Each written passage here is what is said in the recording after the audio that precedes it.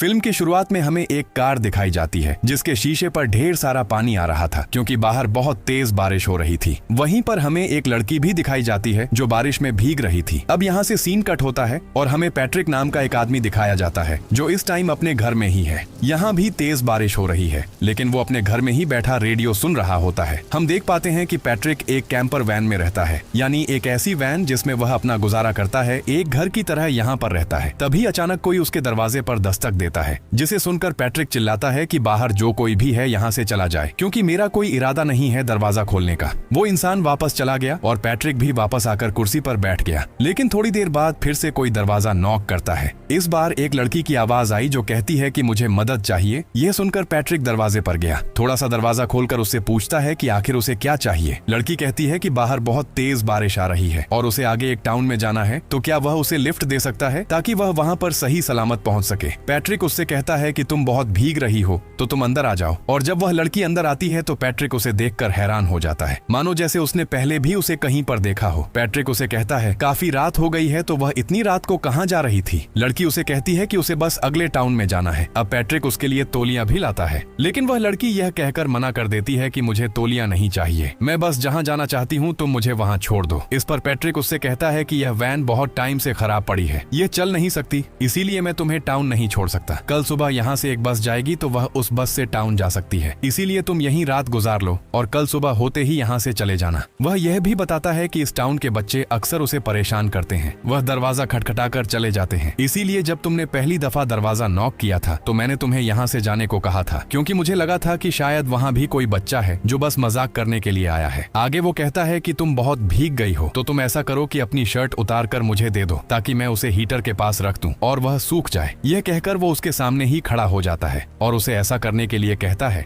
जैसे कि वो जबरदस्ती उससे करवाना चाहता हो, जिससे वो लड़की काफी डर जाती है। लेकिन फिर भी वो अपनी शर्ट उसे दे देती है और पैट्रिक उस शर्ट को दरवाजे पर लटका देता है हीटर के पास ताकि वह सूख जाए। इसके बाद पैट्रिक लड़की से कहता है कि वो यहाँ की तो नहीं लगती, तो वो कहाँ से आई है और उसका क्या मकसद है, कहाँ जा रही है। इस पर वो लड़की बताती है कि वह बीच पर सो रही थी, यानी समंदर किनारे, लेकिन बारिश की वजह से मेरी नींद खुल गई, इसीलिए मैं यहाँ पर आ गई तुमसे मदद मांगने। पैट्रिक ये सुनकर हैरान हो जाता है क्योंकि वो बीच बहुत ही ज्यादा दूर था और अगर वह बीच से यहाँ तक भाग कर आती तो उसे काफी ज्यादा मीलों का सफर तय करना पड़ता। यह नामुमकिन था, इसीलिए वो समझ जाता है कि यह लड़की कहीं न कहीं झूठ बोल रही है। लेकिन जब वह लड़की के पैरों पर देखता है तो वहाँ बीच की मिट्टी लगी हुई, जिससे वह कंफ्यूज हो जाता है कि क्या यह लड़की सच बोल रही है या झूठ। इसके बाद पैट्रिक उस लड़की को पीने के लिए ड्रिंक देता है लेकिन लड़की उससे कहती है कि उसे यह ड्रिंक नहीं पीनी। वो उससे फोन मांगती है ताकि वो एक कॉल कर सके। पैट्रिक ने कहा कि यहाँ कोई फोन है ही नहीं। फिर वो अपनी जेब से कुछ सिक्के निकालकर उसके सामने टेबल पर रख देता है और कहता है कि थोड़ी आगे एक फोन बूथ है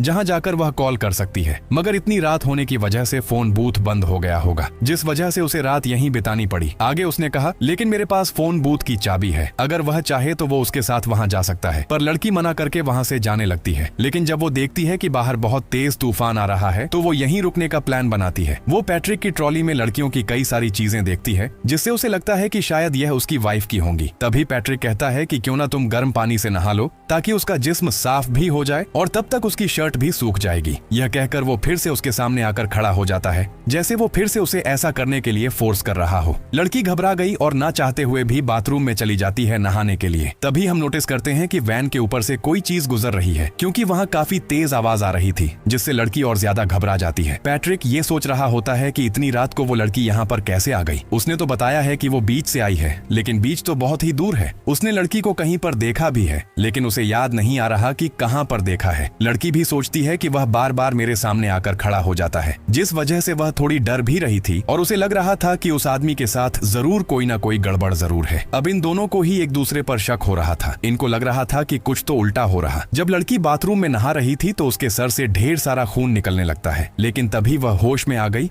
और उसे लगता है कि शायद यह उसका हेलुसिनेशन होगा, यानी उसने ऐसा ख्याल देखा जो सिर्फ उसके दिमाग में चल रहा था, हकीकत से उसका कोई ताल्लुक नहीं है। जब वो नहा के बाहर आई तो देखती है कि पैट्रिक उसके लिए सूप बना रहा है। तभी पैट्रिक उसे एक स्वेटर भी देता है पहनने के लिए। लड़की ने पूछा कि यह किसका स्वेटर है, तो वह जवाब देता है यह मेरी दोस्त का है, जिसे लड़की फौरन पहन लेती है। अब पैट्रिक उस लड़की से पूछता है क्या तुम्हारी शादी हो गई है। ये सुन वो लड़की यानी कि विजिटर कहती है कि मैं अपना ख्याल तो ठीक से रख नहीं पाती, अपने हस्बैंड का कैसे रखूंगी। यही वजह है कि मैंने अभी तक शादी नहीं की। मैं एक शहर से दूसरे शहर में घूमती फिरती रहती हूँ और अपने आप को ऐसी सिचुएशन में फंसा लेती हूँ जिससे निकलना बहुत मुश्किल होता है। जैसे मैं यहाँ फंस गई हूँ और मेरा निकल पाना यहाँ से कितना मुश्किल हो रहा है। इसके बाद वो लड़की पैट्रिक से पूछती है कि वो रात को 2 बजे तक क्यों जागा हुआ था। पैट्रिक उसे बताता है कि वह बहुत अकेला हो गया है, जिसकी वजह से उसे नींद आना बंद हो गई है। फिर वह उसे सूप देता है पीने के लिए, लेकिन वो उसे नहीं पीती क्योंकि उसे पैट्रिक पर बिल्कुल भी भरोसा नहीं था। तभी अचानक दरवाजे पर दस्तक हुई, जो सुनकर वो काफी घबरा गया और विजिटर से पूछता है, क्या यह तुम्हारा कोई बंदा है? तुमने किसी को बुलाया है? तो विजिटर उसे कहती है कि उसके साथ कोई भी नहीं है,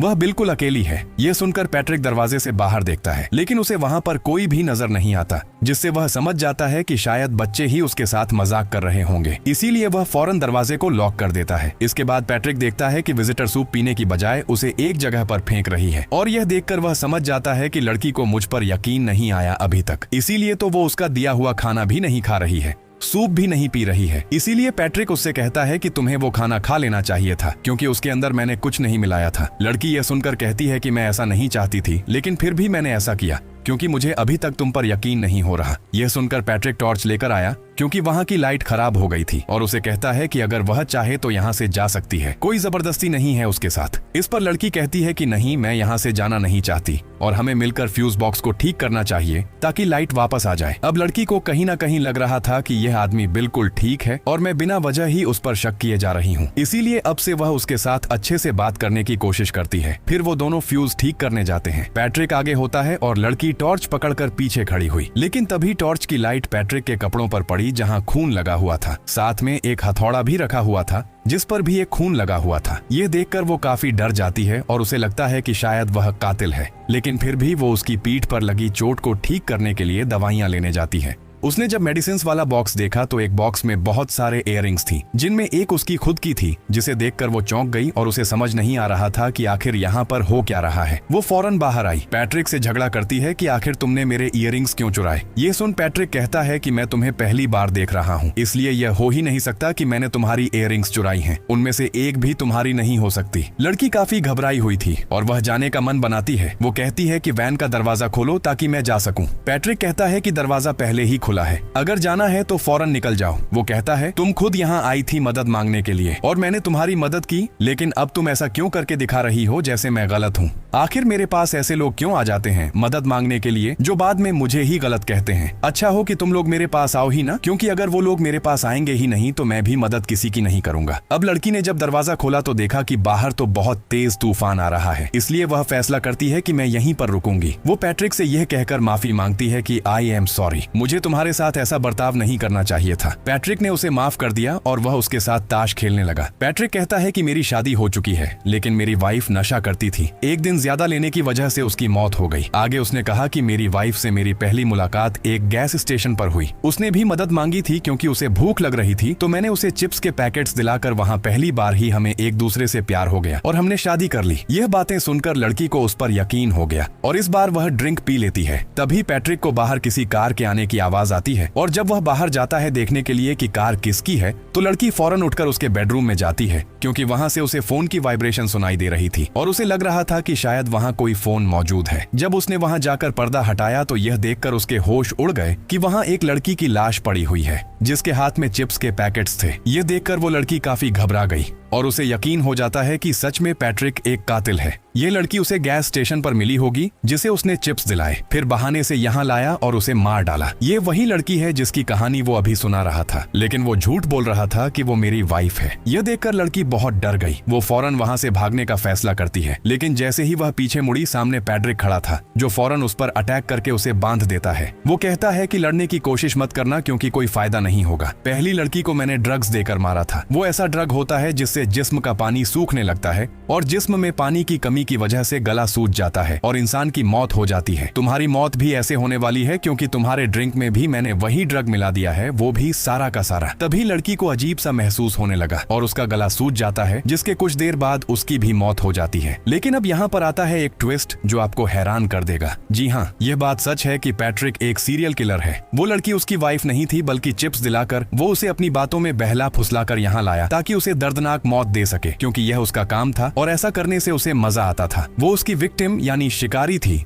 जिसे वह अपनी वाइफ कह रहा था, और यह जो लड़की पैट्रिक से मदद मांगने आई थी यानी विजिटर, ये वही लड़की है जिसे हमने शुरुआत में देखा था जो बारिश में भीग रही थी। उस टाइम गाड़ी में पैट्रिक बैठा हुआ था जिसे ये लड़की पसंद आ गई थी और वो इसे अपना शिकार बनाने का सोच रहा था। यही वजह है कि उसे लग रहा था जैसे मैंने पहले भी इस लड़की को कहीं देखा है। उस टाइम पैट्रिक की इतनी उम्र नहीं थी और अब तो वह बूढ़ा हो चुका है। उसने बहुत सारी लड़कियों को अपना शिकार बनाया और बेरहमी से उनकी जान ले ली, क्योंकि उसे लड़कियों को ऐसी दर्दनाक मौत देने की आदत हो गई थी। ना चाहते हुए भी वह उन्हें मार दिया करता था और अब वह बूढ़ा हो चुका है, बिल्कुल अकेला है। इसीलिए वह उस लड़की को अपनी वाइफ कह रहा था, क्योंकि उसका दिमाग थोड़ा खराब हो गया था, लेकिन अक्सर उसे अपने किए का पछतावा होता था। और इससे भी बड़ा राज यहाँ मैं आपको बताता हूँ जो सुनकर आप भी चौंक जाएंगे। तो वो ये था कि अभी तक कहानी में जो हमने देखा वो सारा कुछ पैट्रिक के दिमाग में चल रहा उसका ख्याल था, क्योंकि उसका दिमाग इतना ज्यादा खराब हो गया था कि उसे अपनी विक्टिम्स नजर आ रही थी जैसे जैसे उसने उनका खून किया था। हालांकि यह चीज तो बहुत पहले ही हो चुकी थी। ये सारे विजन्स ख्याल पैट्रिक को अक्सर नजर आते रहते थे, जो उसकी अलग अलग विक्टिम्स लड़कियों के होते हैं, जिन सबको उसने अपनी जवानी से अब तक मारा था, और यह सब चीजें उसे शर्मिंदगी का एहसास करवा रही है। कुछ लड़कियों के ख्याल तो हेलुसिनेशंस बन जाते थे, जैसा कि पैट्रिक ने उनके साथ जो कुछ किया भी नहीं वह भी उसे दिखाई दे रहा था। सिर्फ उसकी खराब दिमागी हालत की वजह से वो मनगढ़ंत कहानियां बनाया करता था, जैसा कि उसने इस लड़की के बारे में देखा। वो लड़की जब मदद मांगने आई थी तो तभी पैट्रिक ने हथौड़े से उसे मार दिया। यही वजह है कि शावर लेते हुए उसे खून दिखाई दिया और लड़की के साथ आगे का सारा टाइम